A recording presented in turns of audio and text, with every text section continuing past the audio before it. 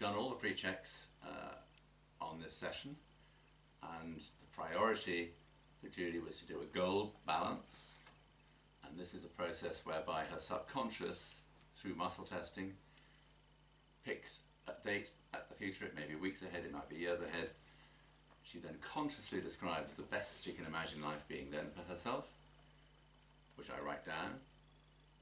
We then muscle test whether that is all the best it could be, whether it's absolutely ideal, whether there's anything that's missing.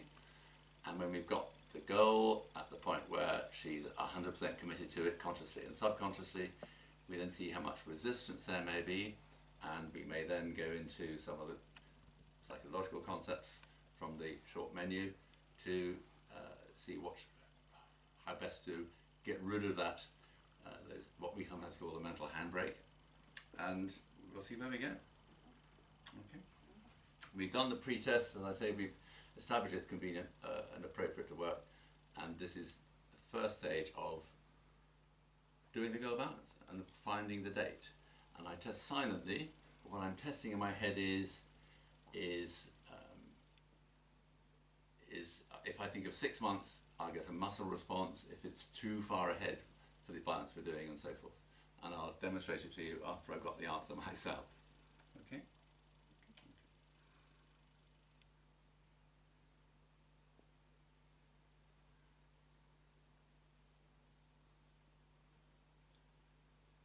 So what that testing showed me, I initially did 6 months, not far enough ahead.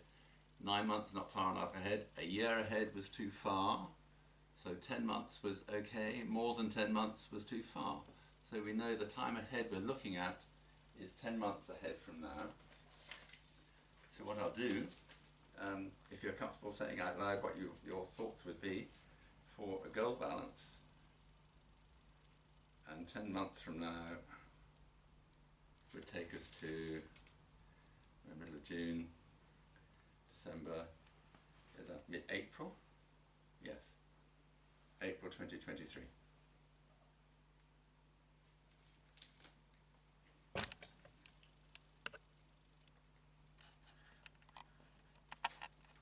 Okay, I'd like to be, to worry less about things, which would enable me to enjoy work more.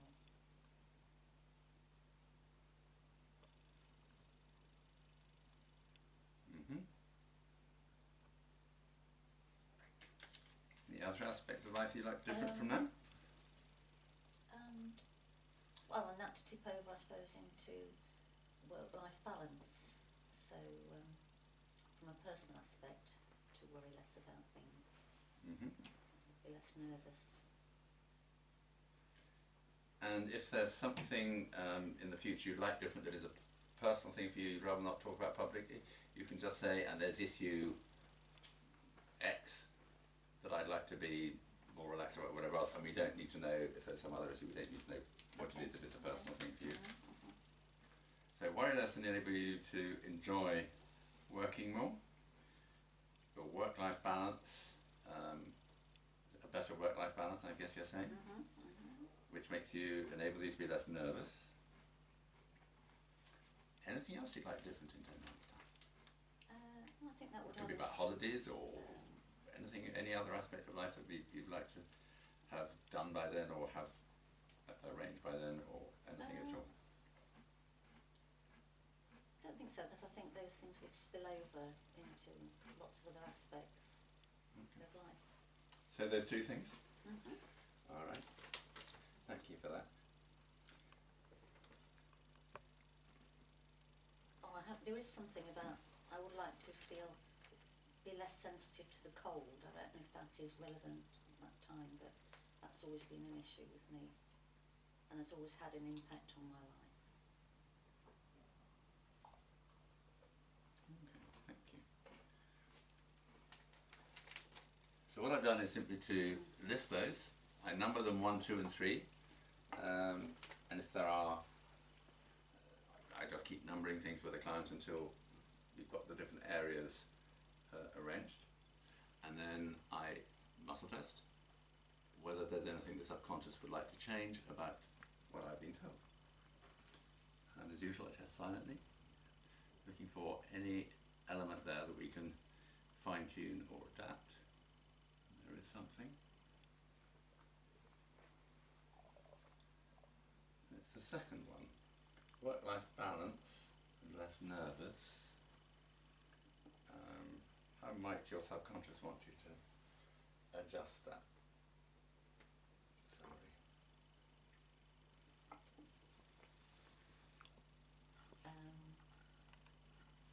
In what sense? 'Cause if it's Well, it subconscious, could be it's, you want to spend less time working and more time enjoying yourself, or more time in the garden, less time working, whatever it might be. So probably to spend less time working.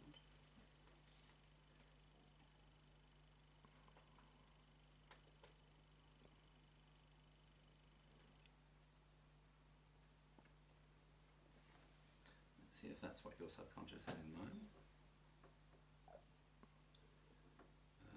Absolutely right. An idea has popped into my head. I'm going to test. When an idea pops in my head, I test if it's appropriate to test for that before I suggest that idea to the client. I ask if it's appropriate to do that, and it is. Is there any way you'd like to have a specific number of hours a week you'd like to work, or time of day you'd like to work? Is there anything? Would in any way you'd like to be more specific about your working day in terms of time and how much of it? No, apart from probably spending less time than I am at the moment, but it's fairly flexible anyway. Okay.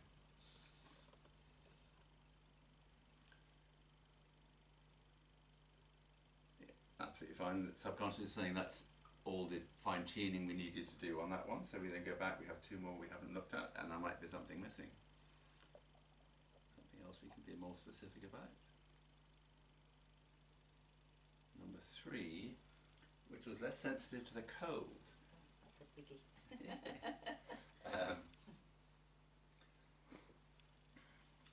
So the more specific the client can get about what it is that they would like to change, i.e. in this case if there's a particular body temperature you wouldn't like to get below, or if there's a particular season you find difficult, or something that would help to get a clearer picture. No, I find it difficult at most times, because I'm very sensitive to drafts, and that makes me tense up. So if I felt warmer, I'd be more relaxed, and I think that would spill over into lots of aspects of my life.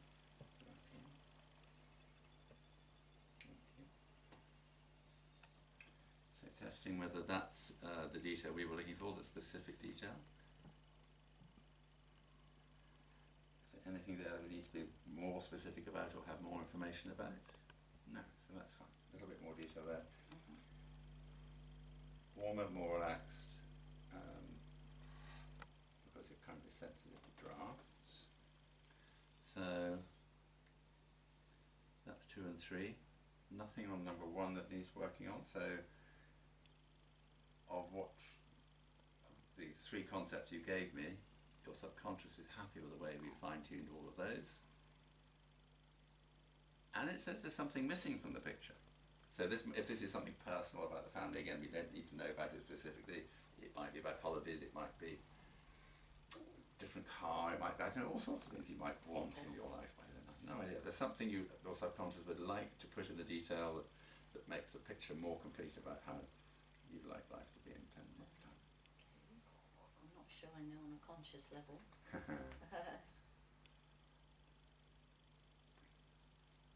Probably to find a hobby which I want to spend more time doing. Okay, let's test for that. Your subconscious says absolutely. So is that as specific as we need to find a hobby that you'd like to find time doing? And we don't need any more detail on that, so that's something to add. Thank you.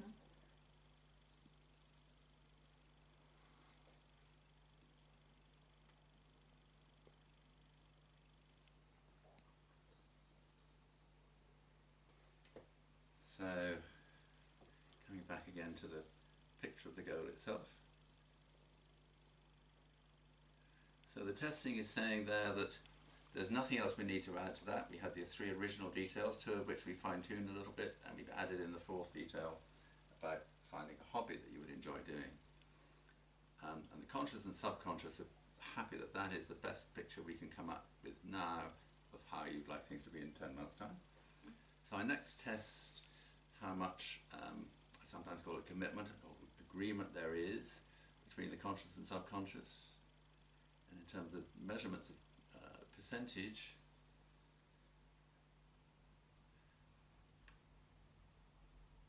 %100 is not too high. And as yet, it's always been 100%. I always test because sometimes it may not be, but it makes sense if the conscious and subconscious have tested that it's the best it can be. It makes sense that there's 100% commitment at this point.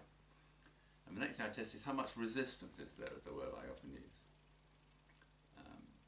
which is probably going to be what we call the handbrake on the workshop. So measuring how, and again, in percentage terms, and I'll explain later how I've got there.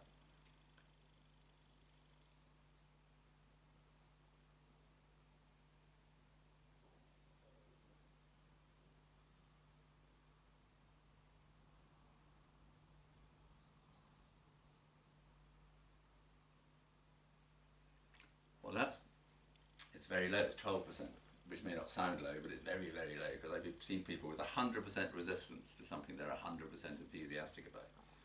So 12% resistance is not a lot. And I don't assume, when I'm with a client, that the session we're doing then is the appropriate time to start trying to reduce that resistance. I double check that it's appropriate for you. That's the most appropriate thing to do now. The strong test is saying yes. I didn't, show you in detail how we got to the 12%. I started at 50%. I just took a figure out of my head at 50% was too high. 40%, too high. 30%, too high. 20%, too high. 10% was not too high. So then started going upwards. 11%, not too high. Sorry, big one. 11% was too high. 12% was not too high. So 11% was not too high. 12%. 12% was not too high. So 13% is too high. So 12% is the right percentage. And it's appropriate to diffuse that now. So now, working with a client, you as kinesiologists and I myself, we have a big variety perhaps of training that we've done that might be going to help the client with this. And I obviously have no idea what from my training Judy will choose to help address reduce that resistance. So let's see where we go. What I have is a number of menus, just to show you. Menus across here that the client may want to go from, and let us muscle test where it's appropriate to start.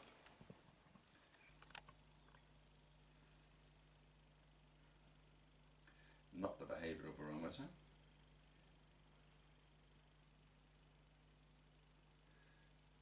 We're starting with some mindset priming concepts as it happens, that's where we're going first. And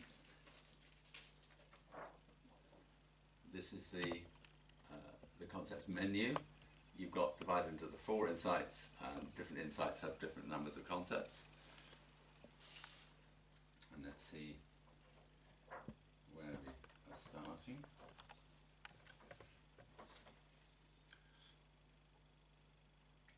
It's not the first 2 insights. It is insight 3, I double check. It's not insight 4. Now, insight 3 on this list has 6 concepts, so again, I muscle test which of those it is. It is in the first 3, so 1 by 1, not number 1, is number 2, it's not number 3. Now when with a client we go to working from these concepts, what I do on that, it was number 2, wasn't it? So I just write down on my notes, at this point, 3.2, which is to say the first concept you come up with is Insight 3, Concept 2. I don't even look to see what that is at this point. Go back to, is there, because sometimes there are several concepts the client needs to look at together because they link together. And there's at least one more. So from the 4 insights, it's not in the first 2, it's not in the third one, it is in the fourth. The fourth one here has 10 concepts. Not in the first 5, not 6 or 7. It is number 8, double checking, not 9 or 10. So that's 4.8 I write down, without even looking at what it is at this point. And any more, there's at least one more. It's in the first 2 insights. Not number 1, it is number 2. Number 2 here has 5 concepts. Not in the first 2. Not number 3. Not number 4. It is number 5. So again, I write down 2.5.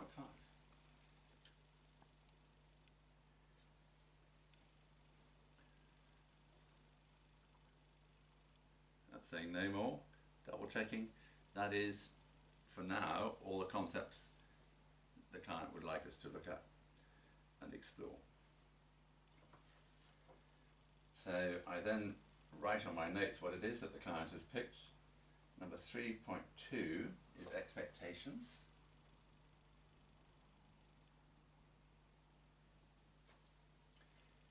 (4.8)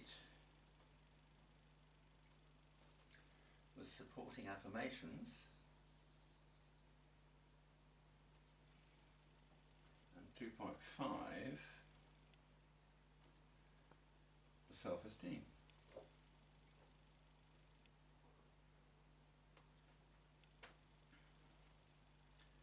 What you have, I hope, and if not, please let me know and I can let you have it, is some wonderful support from Louise Bourne, one of the early clients who did this work with me, and she produced from the workbook summaries of the different concepts within each of the insights.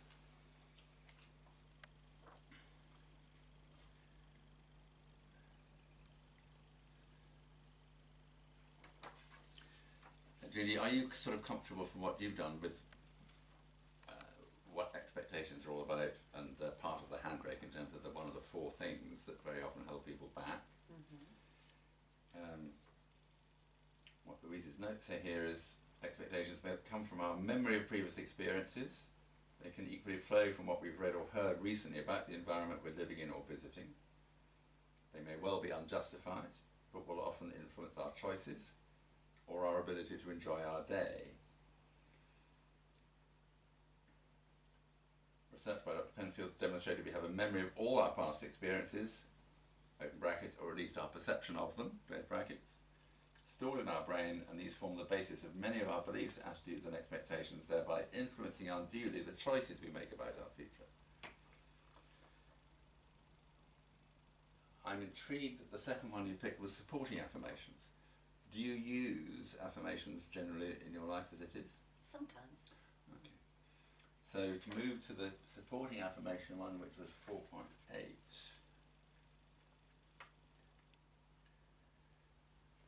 There's not a lot that she says on that one, but what's really important about them is that when we set a goal, as a golfer, let me talk about golf for a moment because it's so easy. If I set a goal that I want to, my subconscious says it's realistic, have a handicap below 10, just having an affirmation about having a handicap of 9 is not going to help me bring about the change as much as I need. My subconscious probably needs to be primed to, with a supporting affirmation, make sure I spend more time practicing my bunker shots, more time practicing my whatever part of the game it is, putting, whatever that is my weakness. Mm-hmm. So there's a main goal of reducing the handicap, plus supporting affirmations in line with each of the additional things that might need to be worked on to help bring about that change. Mm-hmm. So supporting affirmations, in Louise's notes, many of your goals will be more speedily achieved if you use supporting affirmations, These may be needed to adjust existing beliefs, expectations, habits or attitudes that would inhibit your progress, or they may need to be about new skills required or achieving progressive steps for your action plan. So that was supporting affirmations on Louise's notes. And the third one you picked was self-esteem, which was 2.5.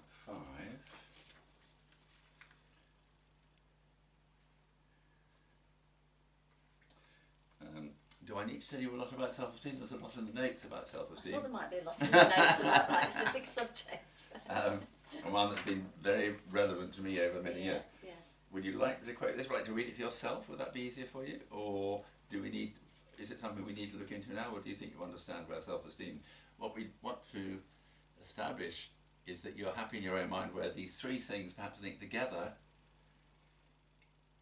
in terms of your resistance to your having the sort of ideal that you would like. Well, I think self-esteem is still quite a big part of it. Okay. Would it help you to read this rather than my reading it to you at length, or do you think it would be rather I read it out loud, or what? How would you like to? Read out loud. Read out loud, absolutely fine. Yeah. So if I read it for yourselves as well. Self-esteem is task-specific, or as one executive put it to me, contextual. A survey of one group of managing directors showed that learning how to develop their self-esteem and confidence was for them by far the most important benefit of the training I was giving them, successful as they were. We may have high self-esteem in our role at work, and yet low self-esteem in our social life or family environment.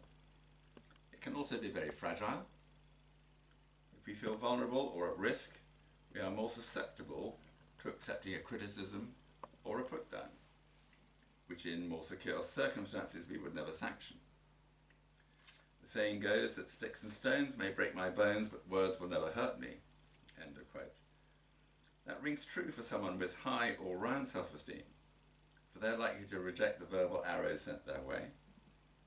Sadly, many of us have been prone to damaging our self-esteem by sanctioning the negative opinions of parents, authorities, and experts who did not realize the harm they were doing. Children who receive genuine praise, who are helped to develop an expectation that they will enjoy each day and are encouraged to feel good about themselves, are likely to develop a confidence and resilience that will stand them in good stead. We can instill the same traits in ourselves with simple mental exercises performed daily. And by that I literally mean, I'm meaning in the book that if you have children, or indeed working with yourself, when you go to bed at night, ask yourself, what did I do today that I'm proud of? What am I looking forward to tomorrow? Getting children or yourself to recognize, yes, you did something today that you were really proud of, or they did. They'll feel good about themselves, and psychologically, if we then say, what are you looking forward to tomorrow? They can only leap into something else that will make them feel good about themselves. So they go to sleep thinking, yes, that was good, and yes, I'm going to enjoy tomorrow, but I'm going to do something worthwhile tomorrow, and that's a good sort of optimistic process to put them into. Can I just see whether this is a slight track on perfectionist? I see if it's appropriate for you and for the group. You would like, or it's appropriate to give in this video the rest of the text here. Finally, I offer a word of warning to perfectionists. What do you do after completing a task? Do you focus on the 99.5% you did well, or on the 0.5% that was not perfect? The chances are you beat yourself up over the latter and forget to acknowledge yourselves for the former. Acknowledging our achievements, albeit with due modesty, is often considered inappropriate, too embarrassing, or is simply not part of the family or organisational culture. I urge you to acknowledge and celebrate success at home and at work whenever possible and appropriate. So those are the testing we did said the first thing to do was to look at some of the concepts from that menu. Those are the concepts, and those were the notes from Louise, sort of highlighting some of the text of that.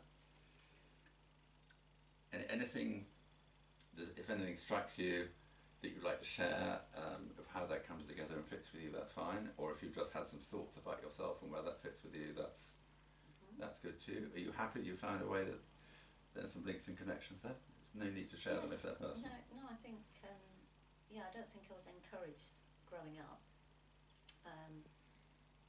You know, I was quite good at school, but I didn't get praised at home for it. And one of the words you said there really struck a chord: embarrassment. I do get embarrassed at certain things. Until now. Until now. Yeah. Okay, thank you. So, back to muscle testing and going along my menu. There's some other columns here that I'm just testing. What is the next step to go to? And your subconscious will pick whatever is appropriate to go to next that's going to help you most.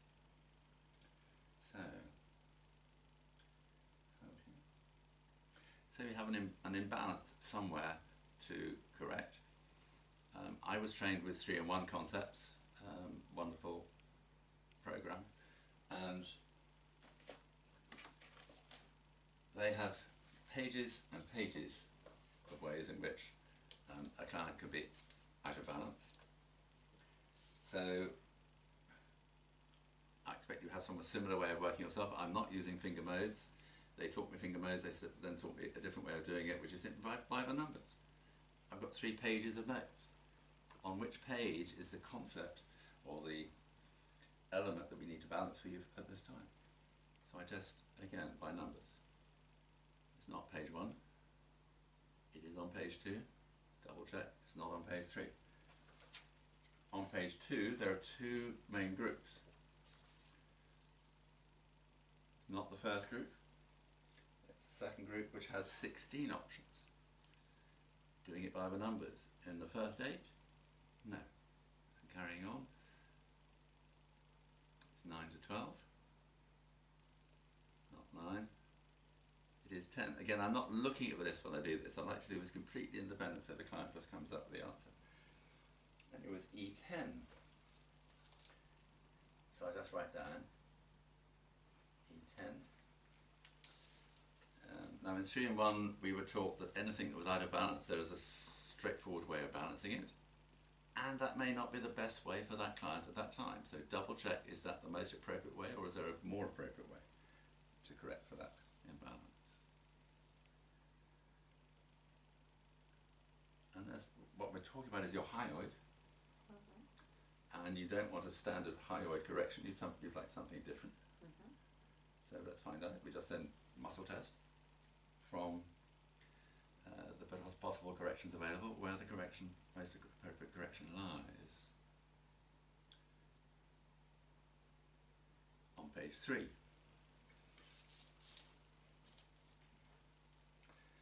Two main groups here. Not the first group, so therefore the second. Within the second group there are 4 subheadings. Not the first. It is the second. Double check. Not the third or fourth. And we're talking chakras. As you know, we have 7. Well, I work with 7. And testing which is appropriate in the first 3.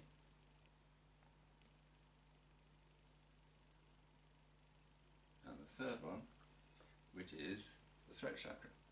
Expression. Oh, right. Well, Expressing yourself. Very often. I haven't yet tested if that's the way to balance it with chakras. There's a way of balancing them with crystals, balancing simply with energy, or if this is to do with your own self-expression having been restricted, then addressing that can be the most appropriate way of dealing with the issue. So, sorry I haven't written down, let me write down on my list that we've got the throat chakra. Do you have an instinct as to what the most appropriate way to balance it would be for you today? No, not consciously. Okay. Thank you. So testing.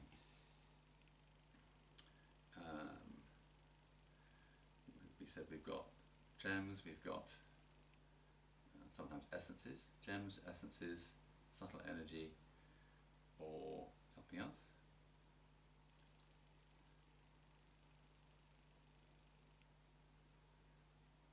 Something else. So are we talking about expression?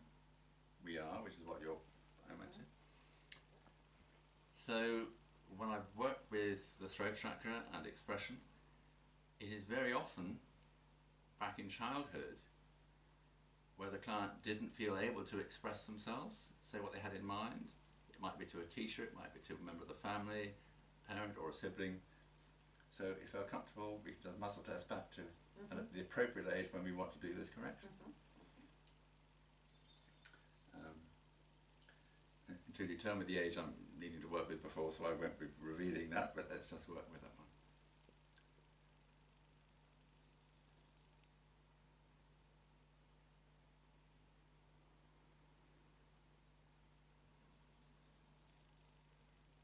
Just working back in tens of years as to, is it, no, the weak test said, no, you've gone too far back.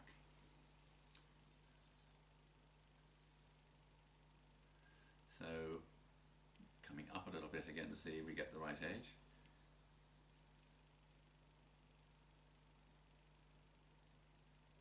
That's the right age, which is age 8.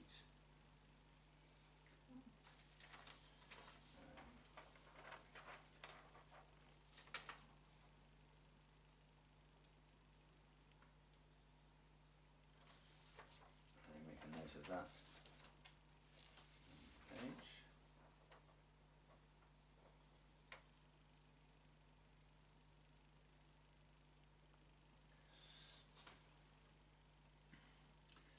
Again, there's no need to share this out loud, but does someone come to mind, either a teacher or a parent or a sibling or some of your peers, who you didn't feel able to express yourself to, you think you might want to do some work with you? Without naming them, is there anyone that comes to mind at all? A difficult relationship you had at the time when you didn't feel able to express yourself? Probably parents. Okay.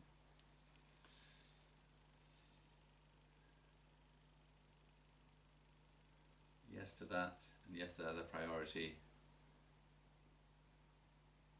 And for the moment we're going to leave it with the parents, we won't need to go anywhere else. So, can I just test if my usual way, or the very often way this very often works, is the most appropriate for you, and then I can describe it to people. If expression is what's causing the throat chakra to be blocked, and we've gone back in time to find perhaps the first instance where that was the problem, and we found who you had the difficulty communicating with, then seeing yourself back at that age, can you think of a particular environment? It might be your favourite home in the house, it might be your own bedroom, it might be the garden, where you would feel comfortable really expressing yourself to your parents in the way that you felt unable to at the time. Do you mean expressing in my mind to my parents? Vocally, verbally, you are seeing yourself verbally. with them, absolutely saying to them what you really want to say. No, I can't see that. Yeah. Your subconscious would like you to do that. Yeah. But so I think it's important to imagine. Let me just test something else if I may too. Particularly when you say you can't imagine yourself doing it, it's not safe perhaps to do it, you can't imagine it feeling safe to do it perhaps. A really simple process that has helped many, many people, I worked with them before in this context, is the idea that if you take yourself back to when you were 8, and you could pick anybody in the world at any stage who you knew you could trust absolutely to be with you, that person would be your adult self. Right. There'd be no one else you could trust as much as yourself, is what people tend to say and what tests right. So in this context, you can, with your imagination, see your adult self going back and sitting with your 8-year-old self, reassuring you, giving you company, giving you security, and giving you the confidence to say what you like to your parents. If you like, you'd get your adult self to talk to your parents and get them ready to pin your ears back and tell you, well, listen to what my 8-year-old self is going to say to you. You could do all sorts of things to create the security that you feel safe talking to your parents. So can you, in that context, would you like to take your adult self back with you? And if you had your adult self back with you again, is there a room in the house or a garden or somewhere you like walking or somewhere you would like to have this conversation? Probably, it's used to have a swing in the back garden. I used to like being on that. Okay. So I could use my imagination. yeah. So let's just test if we've got this right at the moment. You're going to be on your favourite swing in the garden with your adult self there for security and health. Your subconscious is absolutely lovely. Let's check if we can improve anything on that or add anything to that that would, no, not make it better. So now, and I always say to the client, you can do it with silently or out loud. It may well be you would like to do it silently, or it may well be you'd like to do it out loud. Feel free, let it rip. I'll check whether you'd like me to hold your head at the same time, because sometimes people like frontal occipital holding when they're doing this. And you would, and I'll check which energy you like on the front. Okay, so you'd like me to just give you some frontal occipital holding, if that's all right? And you like it this way round. Shall I just do that? Thank you. And either out loud or silently, or whichever feels best to you. Let rip. Say what you really, really feel they need to say, and if you want your adult self to prepare them for what's coming, let your adult self do some talking too. Take as long as you like.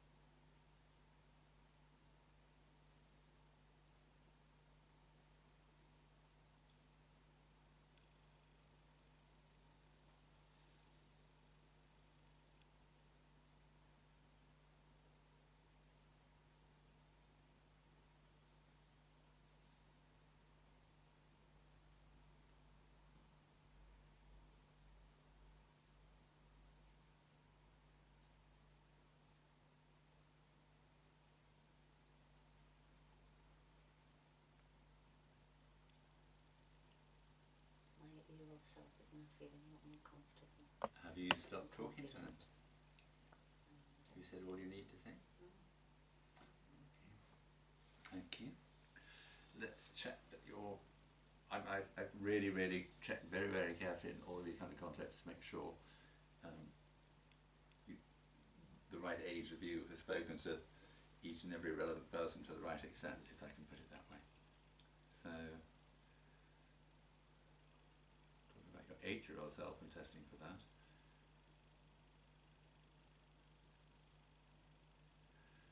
No more conversation needed with a parent.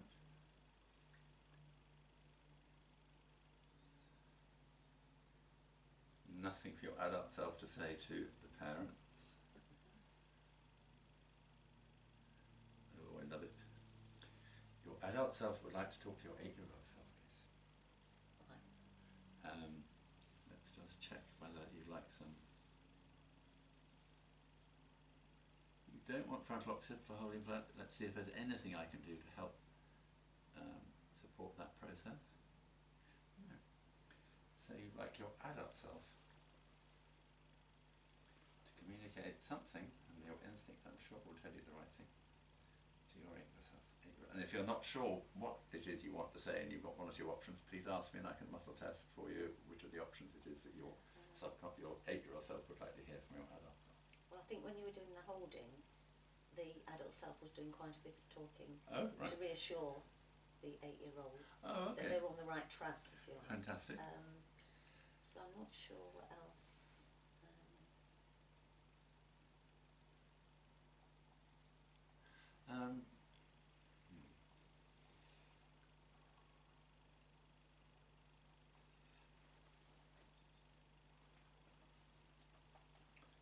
So something of adult self, can you think of some final reassurance, some final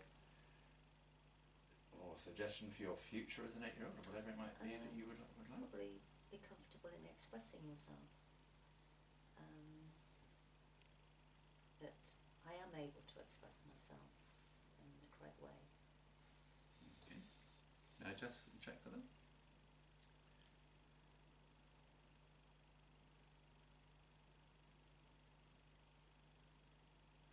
What I was checking there, Paul, was is that the appropriate thing to say? Is there any sort of anything additional that would be appropriate to say? So triple check that is the best thing, and the answer was yes, that's the best reassurance or best suggestion you can make as an adult to your 8-year-old self at the moment. So give yourself any moments you need to get your 8-year-old self perhaps to accept that and that you're able to do this and do it confidently.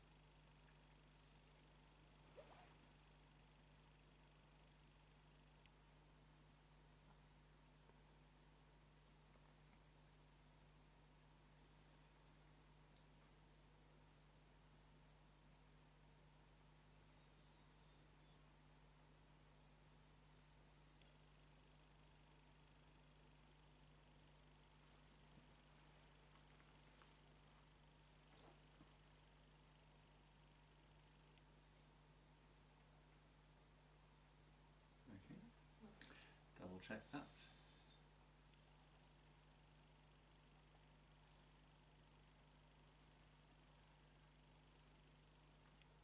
And the testing is saying there's nothing more to do, no more diffusing to do at aged 8, but here after all diffusing this hyoid in present time by balancing the throat chakra. So it's appropriate to come back towards present time. Very much pleased with your sort of self-talk and your inner feeling, saying to yourself, yes, confirming to yourself how good it feels to be able to communicate as we come back towards present time. We might stop at another age en route if there's another age that's relevant to do some work, or we may come back to present time directly. Okay? So, you'll give me a muscle change if I come forward further than is appropriate at this point. Coming back gently and gradually.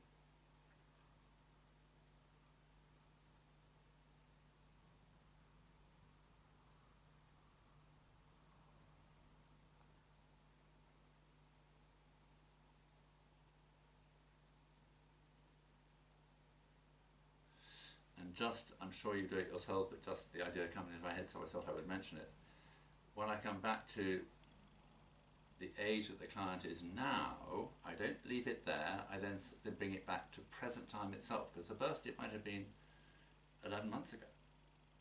So I don't just bring it back to their current age, I bring it back to present time right now and make sure that we've done all we need to do. And we're back at present time. And last time we were in present time, the hyoid was out of balance. And you give me a strong test if it still is. No, so we fixed the hyoid. So we go back to the menus and see where it's appropriate to do something else.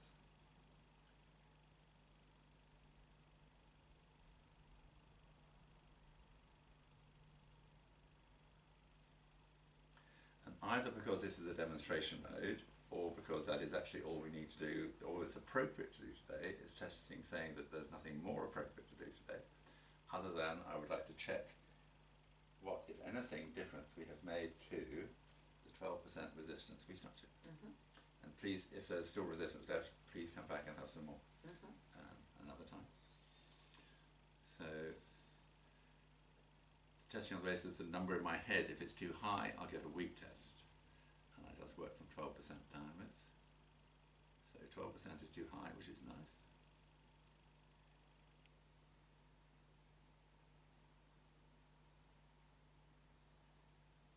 Seven is too high.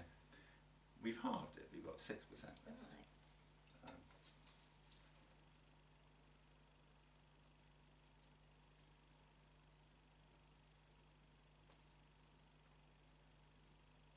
Which might go away of its own accord as you keep working on what we've worked with, or it may be that we can do more work for you another time.